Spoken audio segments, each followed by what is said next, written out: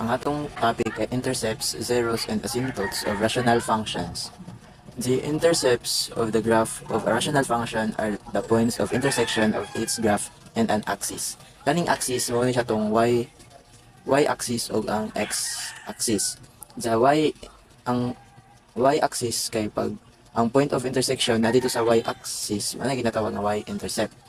Pag sa x-axis pod niya, na ditong points of intersection, mo tayo ginatawag na x-intercept. To find the value of y-intercept, simply evaluate the function at x is equal to 0, which is ang x atong a equal to 0, atong isdag 0 ang x. Now, to find the value of x, ay x-intercept equate the function to 0. Ang atong moon kay ang y, atong moon siya og 1, 0. Okay, we have here an example. Okay, number 1. Find the x and y intercepts of the following rational function. Atong pangitaon ani kay ang value sa x and y intercept. To find that, atong unahon ang pangitaon nato ang x intercept. Ang nakabutang ato kay ang x intercept, ang value sa y katong moong 0. Kani mo man siya ang f of x, mo na siya ang y. So kanang y himo na lang 0 no. So 2 minus x plus y. So kay ang y man ato mang himo 0 ano 0 plus 2 minus negative x over x plus 1.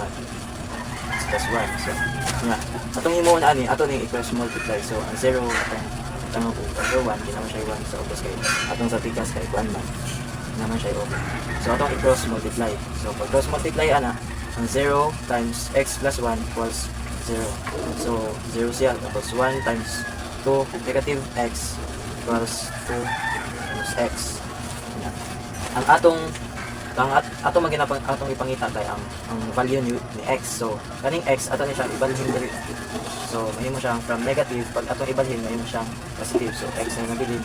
So ang nabilin nga number diri ang to ato ang i-copy. So ang value sa ato ang x is 2. Ug mag-graph ka, ano siya? 2 tapos ang maning value ni x tapos kaning value ni y kay 0 kani 0. So ato ana 0. So ano na siya? To find the value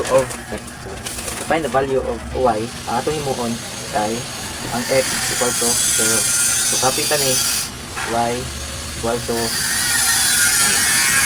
2 minus tapos ang ato ang x ato mag-ilistag 0.